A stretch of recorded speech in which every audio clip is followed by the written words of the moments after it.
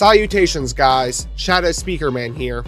As I've been going around the skibiditoilet fanbase recently, specifically the areas that like to power scale, I've noticed there is currently a glaze epidemic with a myriad of different characters, especially those who have been recently upgraded or introduced into the story.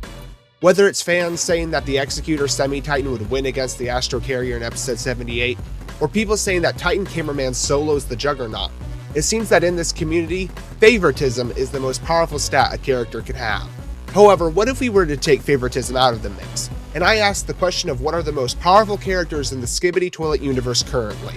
Well, I will be answering that question in this objective list of the top 10 most powerful characters in Skibiditoilet, which features feats and reasoning as to why I put them into the order that I did.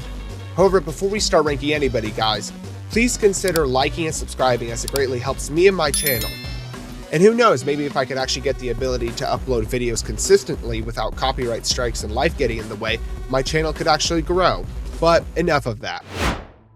Something important to point out before we rank anybody is that I will be ranking each character by their objective prime.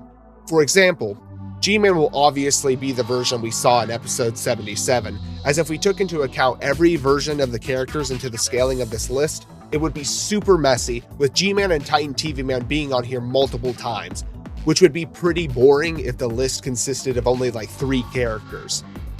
But anyways, now that we have that out of the way, to start off this list, coming in at number 10, we have hyper-powered Titan Speakerman. This version in episode 70, after being powered by Titan TV Man, is shown to have insane speed feats along with the ability to shoot his arm blasters like a machine gun, which destroys multiple medium-sized skibiditoilets instantly. Keep in mind that even just a few of these blaster shots were able to inflict some pretty good force on G-Man in episode 73, as it was able to make G-Man recoil from each shot. So the idea of him being able to shoot so much while moving at such high speeds makes him one of the most versatile characters in the series. However, something that Titan Speakerman severely lacks is durability. This is established in episode 67 when TSM is fighting the scientist mech. The scientist shoots him with 2 different artillery, which not only heavily knock him back and decently damage him as shown in the shot, but also disarm him of his arm cannon when he was hit by the mech acid attack.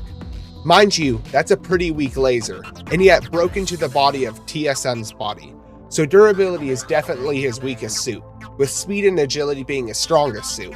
However, unlike Titan Speakerman who has good agility, for our next entry on this list, we have one of the most unagile characters in the series, because coming in at number 9, we have the Scientist Mech.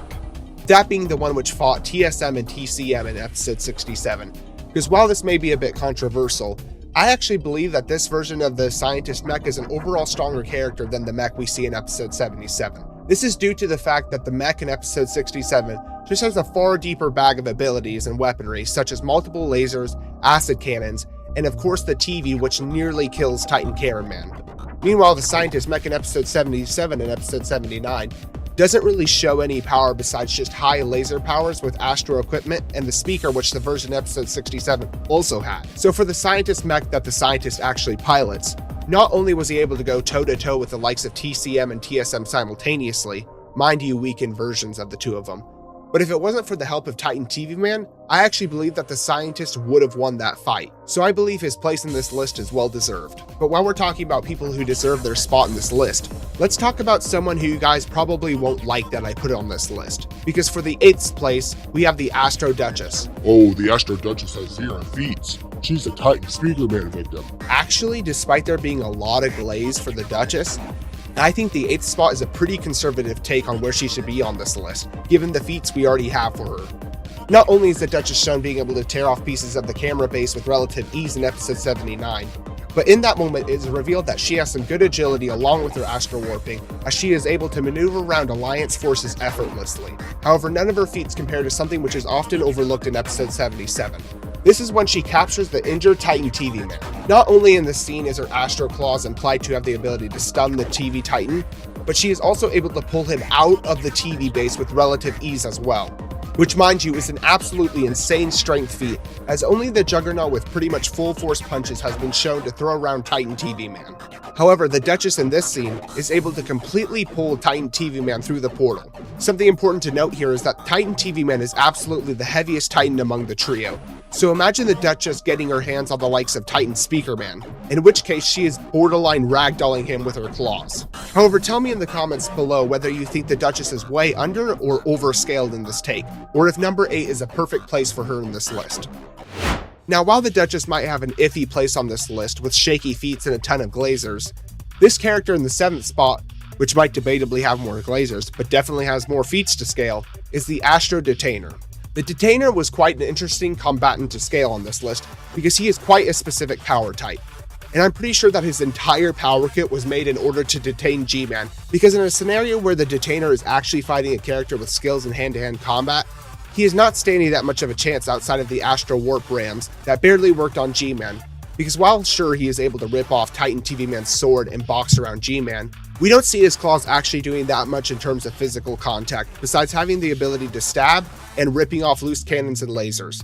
So for characters like Titan Cameraman and Titan TV Man, which have a good balance of durability and physical prowess, I don't see him standing that much of a chance, especially given his lower end durability, which is shown when he was being injured multiple times by G-Man's lasers in episode 72. You could honestly interchange the Duchess and the Detainer's place between 7 and 8, and I wouldn't blame you, as the scaling can be considered with some cases to be weaker and in some cases to be stronger due to mostly a counter type to a specific character. So while the Detainer has such a specific power type, which makes him pretty low on this list even though he went toe-to-toe with G-Man 4.0, the Titan Cameraman we see in episode 73 is in the 6th place because he is the perfect balance of practically every single power type outside of TV technology. I picked the Astro Claw form of Titan Cameraman, as while he has lower durability than his other form, which is considered to be his prime, which is the version from episode 65. Some consider this to not be his prime due to being injured throughout multiple battles. However, the duality of both his Astro Claw, which is literally the most versatile weapon you can have in the series right now, and his overpowered laser cannons, which have been shown to deal massive damage to even the likes of G-Man 4.0, which is one of the most durable characters in the series. Something I would like to address is that a lot of people, maybe even including Boom, I don't remember if he did or not, are saying that Titan Cameraman in episode 65 is his prime version, while the version in episode 73 is not. And I'd like to break that down for a second. The one we see in episode 65 has more abilities, such as his hammer, arm blaster, and shield, whereas the one in episode 73 has an Astro Claw and his shoulder cannons. And while the hammer does more damage than the Astro Claw, the Astro Claw is way more versatile and does well in defense in comparison to the shield. However, what the Astro Claw lacks in pure damage, the Titan Cameraman's shoulder cannons do more than enough to make up for it. Because in episode 57, we see that with the combined might of his core fire and hammer, Titan Cameraman is able to inflict mild damage on G-Man 3.0. However, you know what is able to deal even more damage in a comparable time than this moment? Titan Cameraman cooking G-Man with both of his shoulder cannons in episode 73. I mean, look at him. He looks like a burnt chicken nugget in comparison to the damage he received in episode 57. So at least in my opinion, if Astro Titan Cameraman is not his prime, then it's pretty equal to 65's version at least. Fortunately, now that we're done debating which is the strongest version of Titan Cameraman, we can talk about a character who has a pretty obvious prime. Because coming in at number 5, we have Astro Titan TV Man with the Juggernaut Blaster. This is, without a doubt, the pinnacle of the Titan trio strength. Not only does Titan TV Man have the insane attack potency of the Juggernaut's cannon, which has been shown to knock back the likes of Titan Speakerman with just the shockwave from the explosion it created, but he also has the versatility of an Astro Claw and Energy Shield, which gives him the ultimate duality of defense and reflection. And if all else fails, he has a Scream of Death, which can instantly become a win state for him to almost any character which does not have a visor. The only downside to this version of Titan TV Man is a slightly less durable state due to his injuries from the Astro Trio's ambush a few moments prior, but he also has less physical prowess due to him not having a sword in this form. However, just because he's less durable doesn't mean he is still not the most durable of the 3 Titans in this state. I'm going to be the first to say this, but if it wasn't for Titan TV Man foolishly thinking the battle was over when the Juggernaut used his underhanded tactics, the Juggernaut would have been in real trouble fighting this version of Titan TV Man. And hey, speaking of the Astro Juggernaut, he is the 4th spot in the next entry on this list. When it comes to power scaling the Juggernaut, it's hard to think about his weaknesses and strengths, because he kind of just excels in everything. In speed, he has Astro Warping and agility and flying. In durability, he's one of the most powerful characters in the series, being shown taking multiple hits from Titan TV Man and G-Man 5.0. In attack potency, he has his cannon, which outputs massive damage, and his arms, which have been shown to fling the Titan TV Man off his feet. And in terms of battle intelligence, well, he is smart enough to know when he is beat and resort to underhanded tactics. So not much more to say about him besides he doesn't really have a glaring weakness. Let's just say the Astros were cooking and making him a 3-stripe soldier. And when is that 4-stripe promotion coming again? But anyway, now coming in fresh on the top 3, we have the Astro Carrier. This massive warship, despite having little to no feats, is no troop to underestimate. Massive lasers which have been shown to deal enough damage to level cities, and if you thought that its extremely unagile movement speed was enough to take advantage of, you would be mistaken, as an Astro character has been shown to carry 4 interceptors with him, which even the odds in terms of agility. And if we're scaling durability, it's hard to imagine him not having anything less than the second highest durability of any Astro soldier. But enough talking about this character who is essentially a warship with less feats than a basic Skibidi toilet, because we now have a character who has the most feats over the span of many versions, because coming in at number 2, we have G-Man 5.0. Remember what I was saying about the Juggernaut being a great all-rounder? Well, take the Juggernaut and just make him better overall, and then you have G-Man 5.0. Because this version of G-Man is an absolute beast in everything combat. Whether it's his 2 Astro shoulder cannons which output massive damage, or his new Titan arms which have been shown to effortlessly toss the Juggernaut around and injure him. And maybe if you actually get the chance to attack him, well, too bad, because he probably has one of the most powerful energy shields in the series. And to top it all off, this version of G-Man has 2 major tricks up his sleeve which could easily change the course of any battle. The first being his dismountable arms, which are remote control and can double as lasers, and second being his purple balls, which have been shown to be able to possess Astro equipment if absorbed.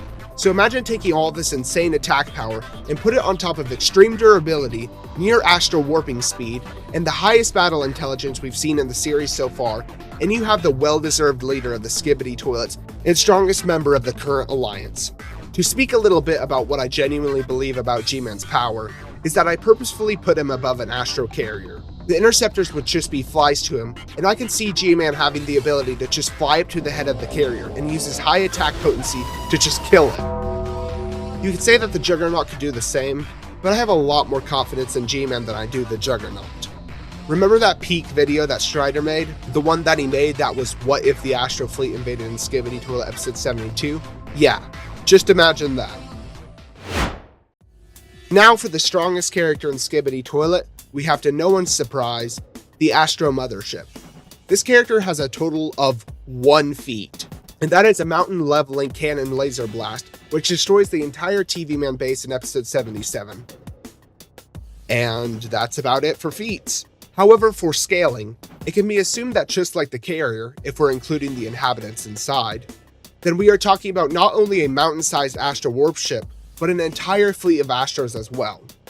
Unfortunately, it's one of those scenarios where it doesn't matter how little feats the character has, in comparison to everyone else in the series, his size and weaponry literally makes him the hydrogen bomb versus coughing baby meme. So with the Mothership being the strongest character we have seen so far, that finishes up this list of the top 10 strongest Skibidi Toilet characters. If you have any thoughts on this list, then feel free to let me know in the comments. And while you guys are down there, please like and subscribe, as it greatly helps me and this channel. So with that being said, this has been Speakerman. Peace.